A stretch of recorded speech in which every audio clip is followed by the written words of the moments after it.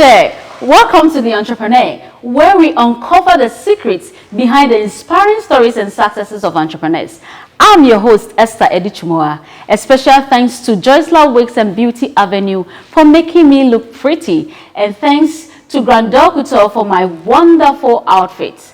This show is brought to you by Alpha Park Natural Mineral Water and Alisa Hotel. I am going to tell you who our wonderful guest is for today right after this break. Please don't go anywhere.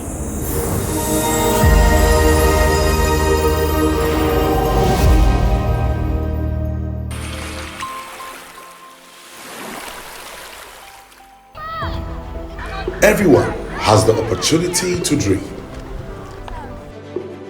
Everyone has the opportunity to be great.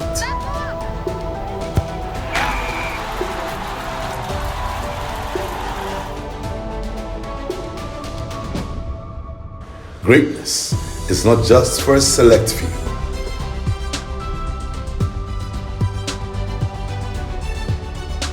It's for anyone who is ready.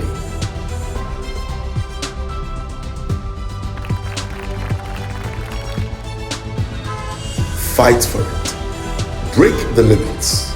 Become more. It's the little things that count. The very things we choose. Alpha Pack goes through rigorous laboratory testing to ensure that every drop maintains the required pH and is the best for the human body.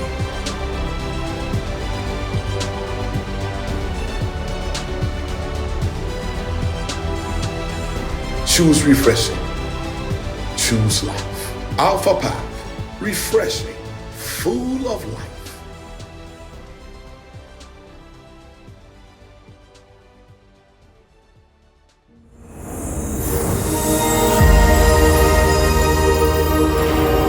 You're welcome back from that quick break. Thank you for staying with us. Have you ever wondered how fruits and vegetables can be extended beyond their lifespan? Well, it has been one of my worries since growing up, and probably yours too as well. Today we are privileged to chit-chat with a very wonderful entrepreneur. We are joined by Miss Irene Odarley Lamptey. She is a chemical engineer with over 8 years of experience in the petroleum and food processing industries. She is the founder and CEO of BG Gold Enterprise, an organization that focuses on extending the shelf lives of vegetables and fruits from just 5 days to an incredible 300 days. Yes, you heard right.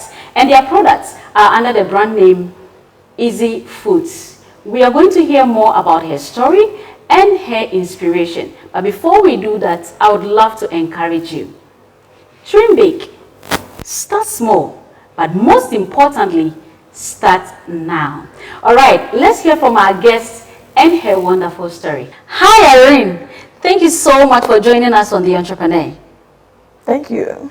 Wow. So we want to know a little bit about who Irene is and how your journey in the entrepreneurial space began. Okay. So I'm someone that is very passionate about entrepreneurship. I'm passionate about youth development.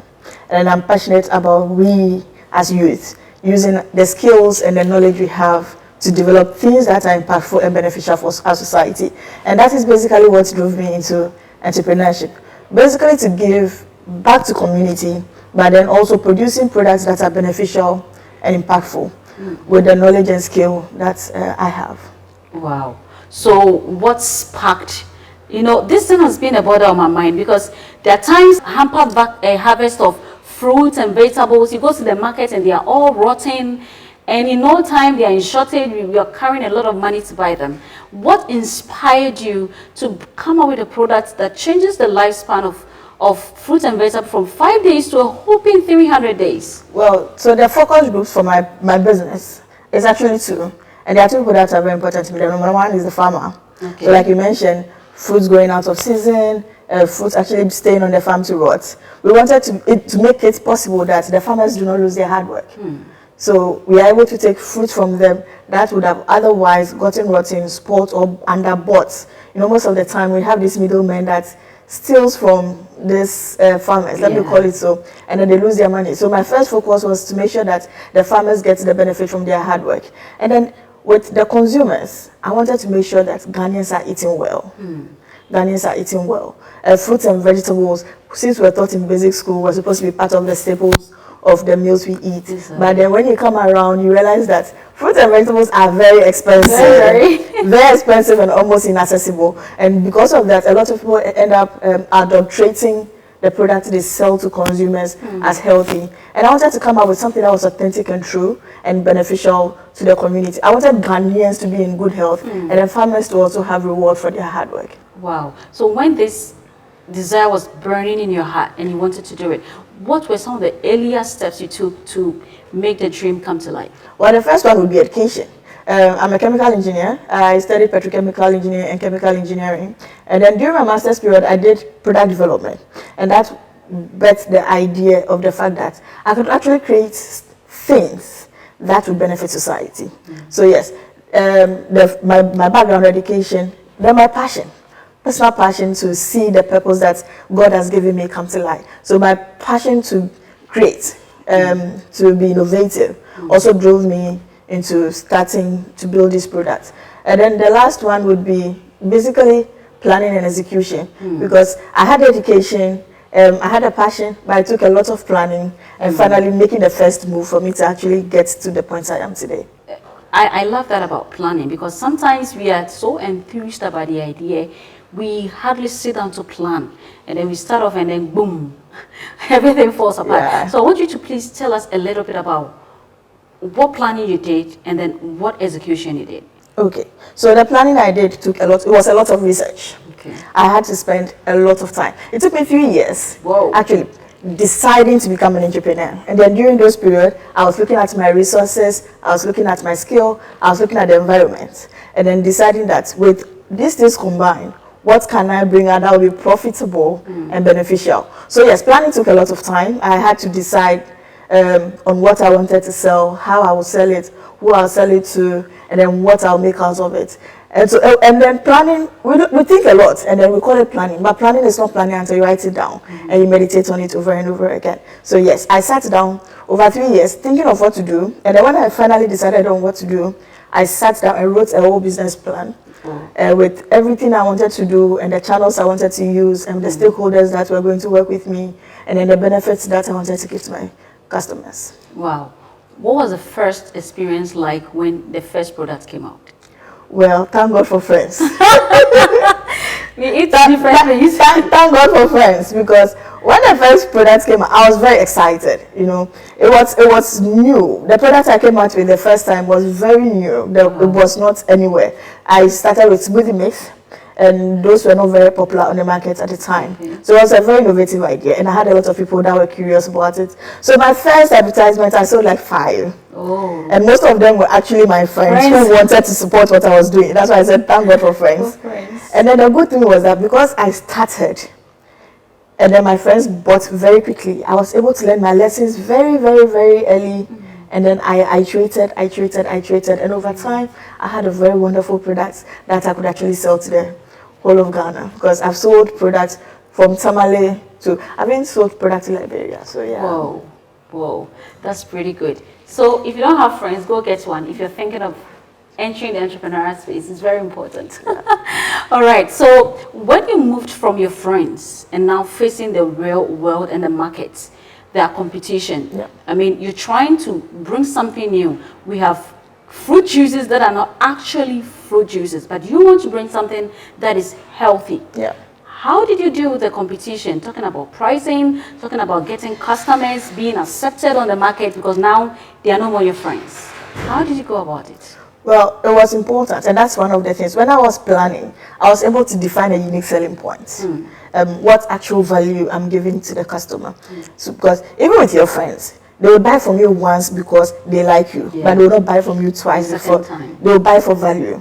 So then I decided on what value I'm giving to the customer. I'm giving them something that will fix their body, something that will actually make them happy when they eat. So then I was doing health, I was doing happiness, I was doing delicious. And those are the values that I communicated to the customer, knowing that if you come to buy from me, unlike other people, these are things that I'll give to you. But then I made the customer the center of my business. I see. Right. So their convenience, their satisfaction. I took feedback very seriously.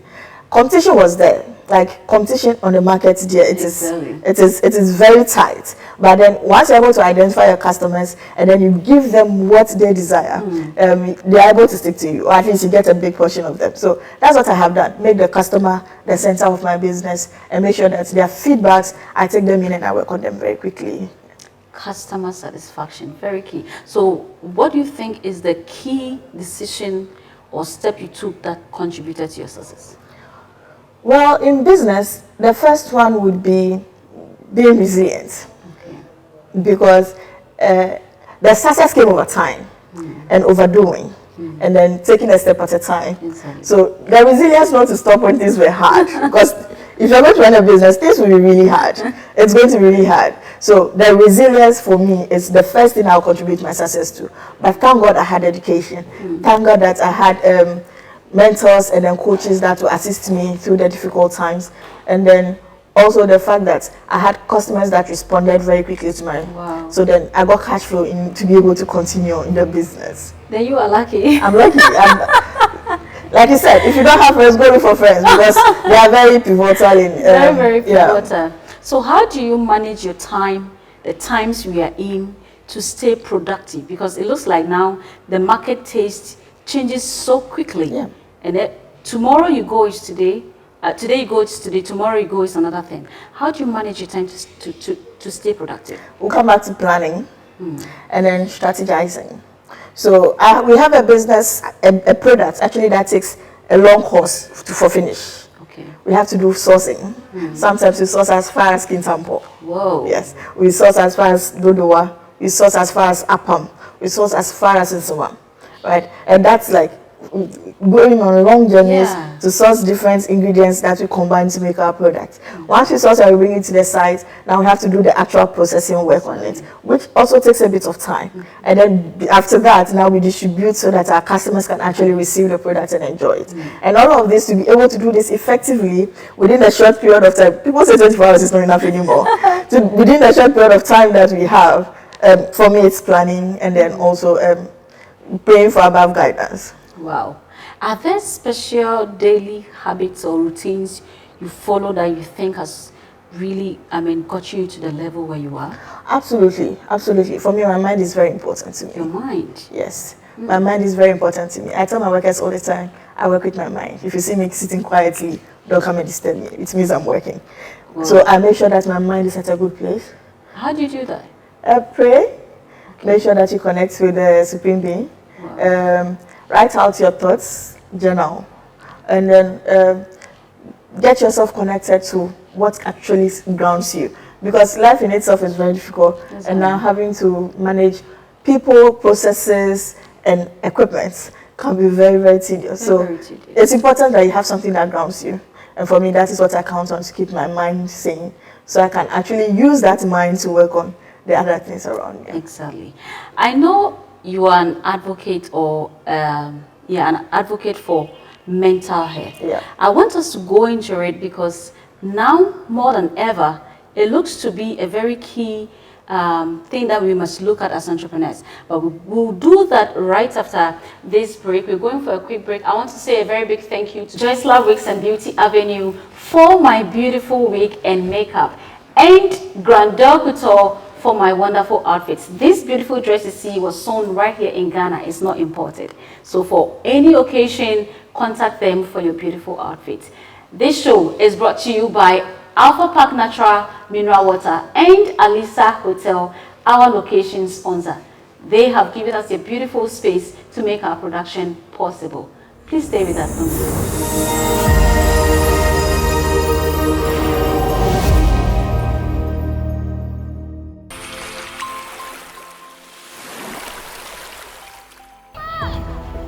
Everyone has the opportunity to dream.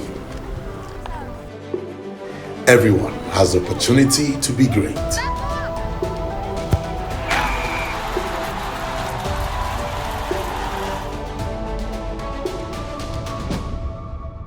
Greatness is not just for a select few.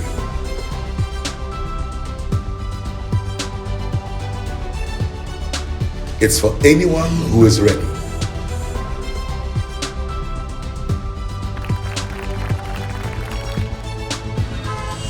Fight for it. Break the limits. Become more. It's the little things that count. The very things we choose. Alpha Pack goes through rigorous laboratory testing to ensure that every drop maintains the required pH and is the best for the human body.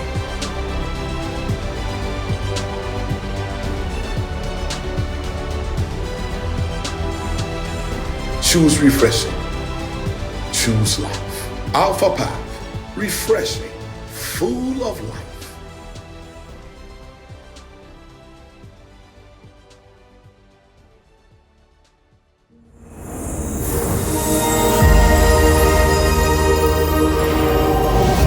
Welcome back from that quick break. Thank you for staying with us. You are on the Entrepreneur Show, and today our guest is Miss Irene Odarley Lamptey of Eassy Foods. So we are sharing her story. Let's go back into her story. So before we went for the break, I was talking about mental health. Yeah. Before I ask any question, what is mental health? Well, mental health is basically the state of the mind. Okay. Mental health is not a disease. Okay. So when somebody talks about mental health, it doesn't mean somebody is unwell or person is mad. Mental health is basically the state of your mind. Okay. And mental health could actually be a very good thing. It means that your mind is in excellent shape and you can be very effective at what you do. But then when we talk about mental illness, then it means that the mind is in a condition that would require support and assistance to get back to a perfect shape for it to work effectively. Okay. To stop myself from mentioning names, now on the social media we see celebrities with mental challenges. Recently, a very renowned entrepreneur in Nigeria hanged himself. He killed himself, suicide, because of challenges he is going through or he was going through. I want you to touch a little bit on how entrepreneurs, because we go through a lot every day. Look at our current economic situation. You buy something today, you go tomorrow and the price is changed. Probably you've charged the customer already and you run at loss. And the quote is changed, yeah. A whole lot is happening. How do we work on our mental health to ensure no matter the situation, we are on top of situations? Well, I would like to approach this conversation away from entrepreneurship and for the general population, because this is an education that is needed worldwide or like countrywide. So basically, mental illness is an illness just like any other illness, and most of the time there are things you could do at home that you could get better. Sometimes the illness is so severe that you need to go to the hospital to get better. So first of all, I'm going to look at it in these two ways. If it's not severe, so if it is stress, then you know you need to sleep and you need to rest. If it is anxiety, then you know you need to meditate and then cool yourself down. But then if it is something that you know by yourself, it's not within your control, just go to the hospital and seek for medical attention. Mental illness is an illness just like anything. It's like headache, it is like ulcer, it's just an illness. So when you are able to control it within your, then do manage it with the things that will help you. Because there are so many different kind of mental illnesses, I cannot touch on what people should do. Yes, but then if it is something you can manage by yourself, then make sure you do the things that will help you to bring your mental health in a good state. But if you've done it for a while, if you've experienced it for a while, and you realize that this is not something I can do anything about, or then my life is being deteriorated more and more over time, or the kind of thoughts and thinking I have is becoming more dangerous over time, then please go to the hospital, because it's an illness just like any other thing, and a doctor would help you to sort yourself out. Thank you. So I because this is the entrepreneur show, I want to take you back there to entrepreneurs like yourself and every other entrepreneur. You go through some financial stress. Sometimes due to the economy, sometimes a whole lot. You can have products go bad and any. I want you to advise an entrepreneur watching with regards to mental health. Probably they've invested in something and didn't go as expected, and as it stands now, their mental state is not stable. What should you do? Well, first of all, no, entrepreneurship is challenging. You can't call yourself an entrepreneur and not face challenges. But just first of all, know that it is normal to have challenges, and that it would get better. It would get well. So the first things that you're supposed to do is when you have a challenge, you can step back and cool down. How do you step back? Well, it's different for everybody. For me, it could just be go sit at the beach, quietly by myself, and listen to the sea sounds, and then it will cool me down. Somebody, it just means go to a mountain and go for prayers over time, and then it will cool you down. For somebody, they just need to listen to music. So just know yourself and just know what's works for you. But challenges are normal. Challenges will happen. And when you think it's out of your control, go see a doctor. Are there some financial principles you followed that has helped you with streamlining your revenues and incomes accounts in your business? Can you advise us on that? Absolutely. For me, the most important thing is to maintain cash flow. Have money. You need to have money as an entrepreneur. Don't spend your money too quickly. Opportunities will come that will require money, cash, ready cash, to grab. You will need this money to pay your workers. You will need this money to pay for your raw materials. And then something could happen that could actually cut off a source of revenue that you had. And if that is cut off and you don't have cash flow, like money that you can use, then it means that you are going to shut down your business. Wow. So it's important that you always have cash flow. What I mean is some people work, but then they have their money in debt. So they've supplied goods to someone, and then their money is with the person. Or they've used the money to buy a car, and so there's no money there. Or they've used the money to build a house, so there's no money there.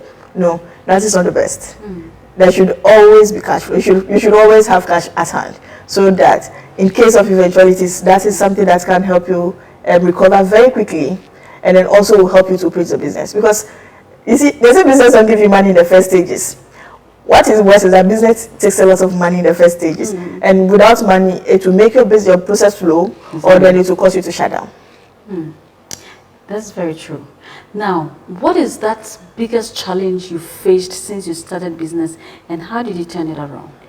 Well, my biggest challenge, I've had two. The first would be access to cash finance. Like I just mentioned already, you need money to run a business. You don't need money to start a business, or basically you don't need a lot of money to start a business. But if your business starts to grow, then you need money to actually grow the business. And for me, that is where I had the biggest challenge, because then there was need to get capital. Unfortunately, as a small entrepreneur, you don't have a lot to show for people to guarantee that you can pay back, and for the banking institutions to give you money. So that's some of the challenges. But over time, with a good cash flow and then actual connections with institutions that are ready to help. Fortunately for us, there's GEA, there are banks like Access Bank and then Fidelity Bank that are actually open to helping entrepreneurs to finance their businesses, and that has been of great support. But for me, most of all is going back to friends, because when I needed money to invest in my business, I got loans from friends and family, and that actually helped me to grow my business. But it would have been great, or even better, if we could access finances from the legal finance sources. Wow. Now, when your revenue comes in, what is that system you use to ensure it is managed well? Well, we keep our books very stringently. Okay. So we keep records of all the monies that come in. We also keep records of all the monies that go out. Besides that, we keep records of all the assets that we own. And then we keep records of the production we do. So we know at every point in time what volume of product we have, and then what money is supposed to come out of it. And we make sure that it works very... so it's basically keeping records of every stage of our business. Finances is one of the drivers of the business. If your finances in the business is not good, you will shut down, unfortunately. Very true. What role has networking and mentorship played in your journey? Well, absolutely amazing. Absolutely amazing. I think you should know some part of that story already. For me, that is one of the biggest benefits, because starting entrepreneurship, I didn't know an entrepreneur. There was nobody in my family or amongst my friends group that was being an entrepreneur that I would say, I'll look at this person and see what they are doing so I can do the same. I had nothing of the sort.